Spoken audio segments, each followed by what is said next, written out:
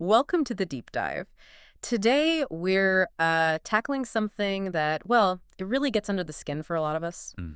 That exhausting feeling, trying to control everything around us, especially, well, other people. Right. It's constant battle. Exactly. So we're going deep into the let them theory, this really powerful idea from Mel Robbins. Yeah. Think of it like getting permission to stop pouring all your energy into stuff you can't actually command. Exactly. Yeah. And we're really going to break down this core idea. Mm.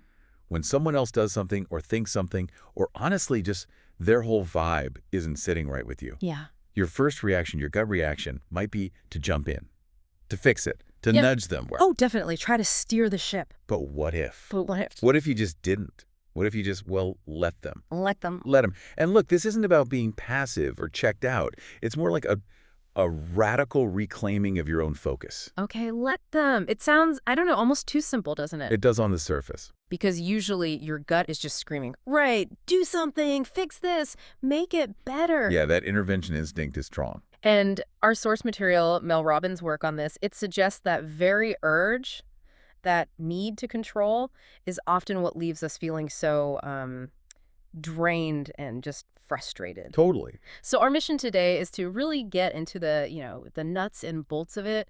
How can consciously deciding to let people be themselves, make their choices, how can that actually lead to stronger boundaries? Right. And more self-respect. Yeah, and maybe even just a bit more peace in your day-to-day life. And, to really grasp the power of let them, we kind of have to look at the problem it's trying to solve first, Okay. which is our, relentless need for control.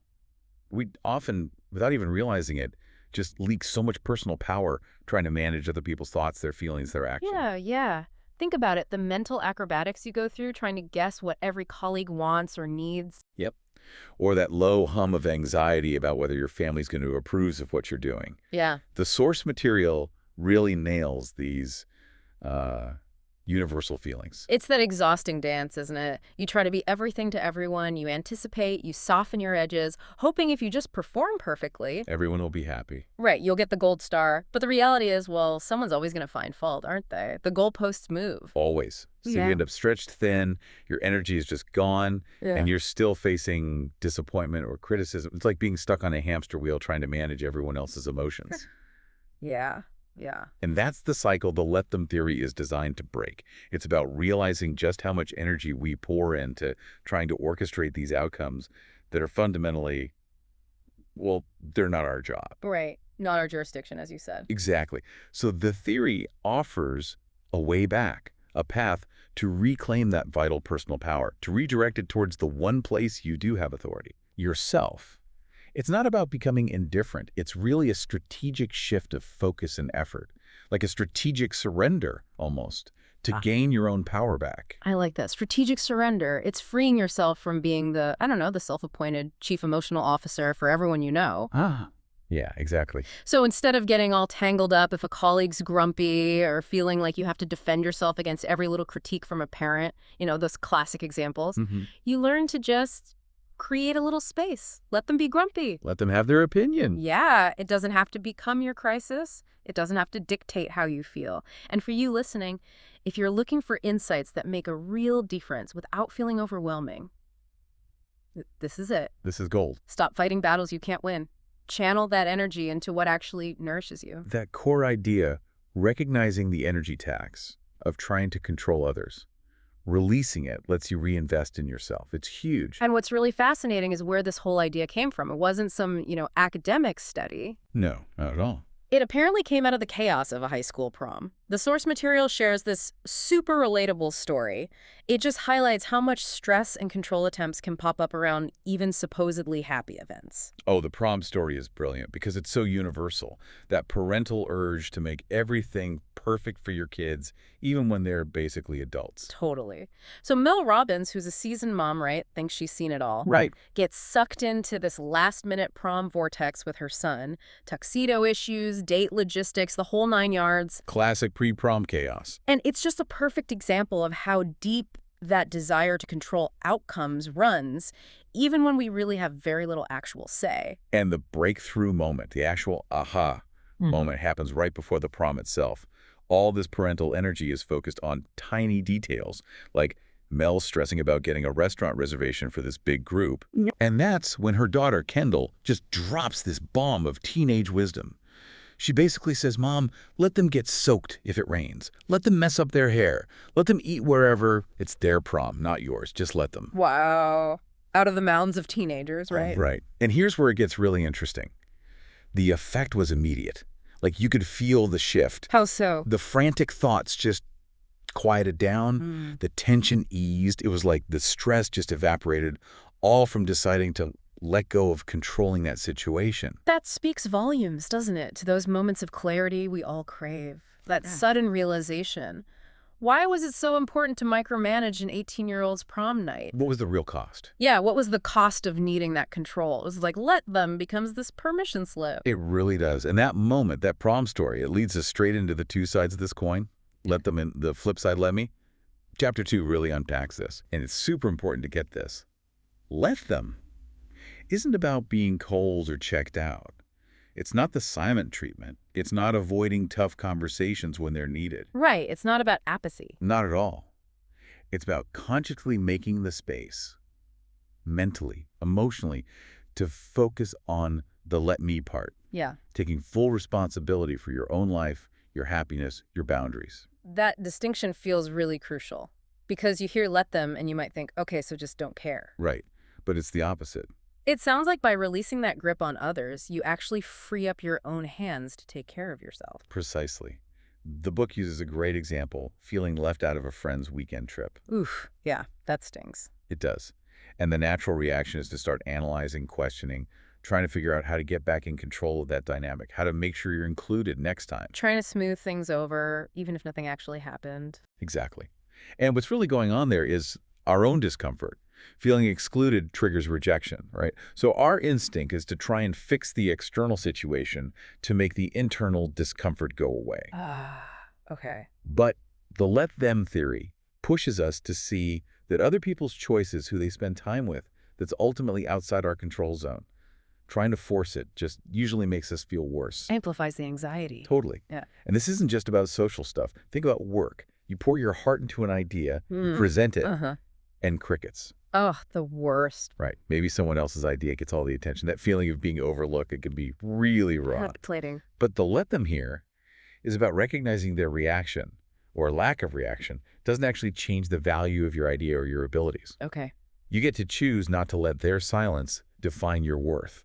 Let them react how they react. Which ties back to that really empowering point from earlier, our own actions, our responses, our internal state. That's what drives our happiness, not the unpredictable stuff other people do or say or feel. When you consciously stop outsourcing your okayness to others. You step into your power. You really do. Okay, so let's dive into a big one where let them can be huge, dealing with what other people think. External opinions, judgments. Chapters 4 and 5 really get into this. Yeah, this is a major energy suck for so many people, that fear of judgment. It can become this huge roadblock, making us give away our power constantly. The book asks you to imagine, just for a second, what it would be like to make decisions, chase your dreams, without that constant nagging worry, what will they think? It sounds amazing, right? Yeah. So liberating. It really does. And Chapter 5 shares Mel Robbins' own story about this, how it took her years to get over that fear and start actually posting about her speaking business online. Wow, years. Yeah, because she was worried about what people would say or think. And that's so relatable. How many of us hold back, censor ourselves because of that fear? So many. It comes back to that core truth again, doesn't it? You True. cannot control what another adult says or does or thinks. You really can't. And the more energy you pour into trying to manage their stuff, the more exhausted and frustrated you're going to get. Absolutely. The book encourages us to just grant ourselves permission to live our lives, and just as importantly, grant them permission to have their opinions about it. Let them think what they think. Let them. Yeah. And redirect that energy into your own life, your own goals, your own happiness. Okay, but here's a really key insight from that part. Everyone has critical thoughts sometimes, even about people they absolutely adore. Yes. This part is so humanizing. Chapter 5 gives these almost funny examples from Mel about her own fleeting negative thoughts about her husband, her kids, even the dog. Even in the dogs. Even the dog. And crucially, their thoughts about her too. It just normalizes it. Right. A passing negative thought doesn't cancel out the love or the relationship. Right, like you can be annoyed that your partner left the wet towel on the bed again, Uh-huh. but still love them deeply. Your family might question your career path. But still be incredibly proud. Exactly. Understanding that helps take the power out of those individual moments of criticism or judgment. It diffuses it. And this directly links to building self-respect, which Chapter 6 talks about. When you focus on aligning your actions with your values, living with integrity for yourself, Mm-hmm. those external opinions just naturally start to matter less. They lose their sting because you've got your own internal compass. The external noise is still there, maybe, but it's quieter. Exactly. Doesn't knock you off course as easily. Okay, let's talk about another big energy drain. Dealing with other people's emotional stuff, particularly what Chapter 7 calls emotional immaturity. Ah, yes. The guilt trips. Right. Guilt trips, the passive-aggressive disappointment, the mood swings that somehow end up dictating your choices. It's like you get unwillingly drafted into being their emotional manager. Totally. But the theory offers a really freeing perspective here, doesn't it? Profoundly freeing. It basically says, it is not your job to manage another adult's emotional life. Wow. Say that again. It's not your responsibility to manage the emotional lives of other adults. You can be empathetic, you can offer support, sure, but you're not obligated to absorb their negativity or twist yourself into knots just to keep them happy all the time. So the let me part here is about prioritizing your own well-being, Yes. even if it might upset someone else temporarily, like Chapter 7 and 8 discuss. Exactly. Let them have their reaction. You focus on what's right for you, because if you're constantly trying to appease someone else's emotional immaturity, You can't live your own truth. you can't. You end up making choices based on fear of their reaction, not on what you actually believe or need. And that just breeds resentment and chips away at your sense of self. Makes total sense. Okay, shifting slightly. Let's touch on something maybe a bit more subtle, but just as damaging. Chronic comparison. The comparison trap. Chapter 8 dives right into this. It's so easy to fall into, isn't it? Especially now with social media giving us these curated highlight reels of everyone else's lives. Constantly measuring yourself against others, it can really steal your joy. Yeah. Chapter 10 has this incredibly raw story from Mel Robbins about it.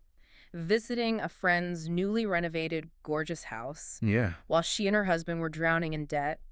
And she described having this intense wave of jealousy, almost like an internal tantrum. Oof. That feeling of upward comparison And can be brutal. so demoralizing. But the chapter gives a useful way to reframe it, right? It does. Instead of letting comparison just fuel envy or make you feel bad. Which is easy to do. Very easy. It suggests using it almost like data. Mm. What is it about their situation that sparks something in you? Use it to clarify your own desires. Maybe it inspires you to take action towards your own goals. So pivot the focus back from look what they have to what do I actually want to create or work towards? Exactly. It's the let me focus again. Concentrate on playing your own hand well, tending your own garden, rather than constantly looking over the fence. Okay, this is powerful stuff. We've covered a lot about letting go of controlling others' actions and feelings. Let's talk friendships. Adult friendships can be tricky. Oh, definitely.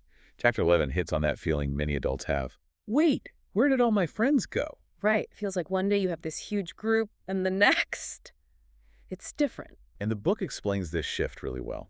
Childhood friendship is often like a group sport, right? Yeah. School, teams, neighborhoods keep you together. Yeah, built-in proximity. Exactly. But adulthood often becomes more of an individual sport. People move for jobs, partners, have kids, enter different life stages. The great scattering, as the book calls it. The great scattering, I like that. And it introduces these three pillars of friendship: proximity, timing, and energy. If one of those shifts is significantly someone moves away, proximity, someone has a baby and has no free time, timing, someone's just drained energy, friendships can naturally fade. It's not always personal. Often it's not personal at all. Yeah. Research shows it takes a lot of hours to build close friendships, and adult life just makes finding those hours really challenging. Expecting friendships to stay exactly the same forever sets us up for feeling insecure or like we need to cling on. So the let them applies here too. Absolutely. Let them move. Let them prioritize their new family or job. Let them not have time right now. Let them drift if the connection isn't there anymore. That takes the pressure off, realizing it's often just shifting circumstances. It really does. But there's a caution here too. Don't use let them as an excuse to never put effort into friendships or to keep score, like, well, they didn't call me, so I won't call them. Right, it's not tit for tat. It's about releasing unrealistic expectations, not relationships entirely. Exactly. Which brings us nicely to the other side, the let me of friendship. Taking responsibility for creating connections. Yes. Chapter 13 talks about this. Mel shares feeling lonely after a move and realizing friendship isn't just going to magically appear, you have to create it. So what does that look like? That let me create friendships part. It's about going first. Initiate contact, introduce yourself, extend the invitation. Don't wait for others to make the first move. That takes vulnerability. It does. But Mel gives concrete examples. Compliment someone, ask a curious question, smile. Just say hello at the coffee shop or gym without expecting anything back. Building those weak ties first. Exactly. Those casual connections are surprisingly important for our well-being. Then you take small steps. Join a class or group around an interest. If you click with someone, suggest grabbing coffee outside the class. Maybe organize a low-key group thing. It sounds like an ongoing process. Totally. Yeah. Building and maintaining friendships takes effort, but with a flexible, understanding, let-me attitude and letting go of the need for friendships to look exactly like they used to. Okay, one more area that feels really relevant. How do you motivate someone else to change? Like a partner, a kid, a friend who you see struggling or stuck in a bad habit? The million-dollar question. And the answer, drawing from chapter 14, is kind of counterintuitive when you first hear it. Which is? You can't make them change. You just can't force it. But we try so hard. We do. We want them to get a better job, or quit smoking, or stop being so negative, right? We push, we nag, we reason. And what happens? Usually they dig their heels in. People only truly change when they feel like it, when they feel ready. Pressure almost always creates resistance. It taps into this fundamental human need to feel in control of our own decisions. So pushing actually backfires. Often, yes, because it makes them feel like the change isn't their idea anymore. So do you just give up? Just let them stay stuck? Not necessarily give up on them, but give up on trying to force them. The shift, as chapter 15 suggests, is towards positive influence, the let me approach. How does let me apply to changing someone else? It's about creating this space for them to feel like the change is their own idea. Yeah. Maybe it's modeling the behavior you want to see. Maybe it's asking open-ended questions instead of giving advice. Maybe it's focusing on your own growth and letting them see the positive effects. It's subtle. Less direct pressure, more creating an environment where change feels possible for them. Exactly. And that leads into distinguishing between supporting someone and, well, rescuing or enabling them. Okay, that's a tricky line. Very tricky. Chapter 16 and 17 address this. The core idea is, again, adults only truly heal or change when they're ready. If you're constantly rescuing someone from the consequences of their actions. You might actually be preventing them from hitting the point where they realize they need to change. Precisely. You hinder their ability to take responsibility. It's incredibly hard, especially with people you love. But sometimes the most supportive thing is to step back. Step back. How? Allow them to face the natural consequences.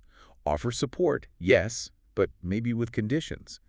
Believe in their ability to figure it out and get better, rather than swooping in to fix everything for them. Let them find their own strength. Wow. That requires a lot of trust and letting go of control. It really does. It all circles back to that core theme. It does, this whole exploration. Well, It really comes down to taking your power back, doesn't it? absolutely. Focusing on what you can control, your thoughts, your actions, your boundaries, and consciously releasing that exhausting need to manage everyone else, to let them. It unlocks so much energy. It builds that self-respect, brings that inner peace we talked about. That's the heart of it. By focusing on your sphere of influence and letting go of the impossible task of managing others, you reclaim your power. You pave the way for a life that feels more authentic, more yours. So as you, listening, go about your day, maybe just notice, where are you trying to steer things? Where are you trying to influence people? Maybe getting stressed about it. Ask yourself that question. Yeah.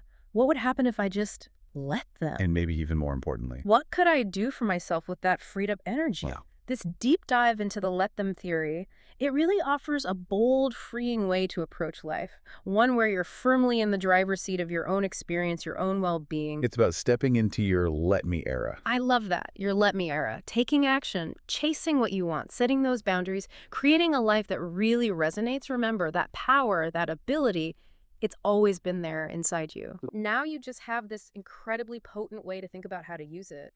That freedom, that love, that confidence you deserve, it feels so much closer when you stop trying to manage everyone else and turn that focus wholeheartedly back onto yourself.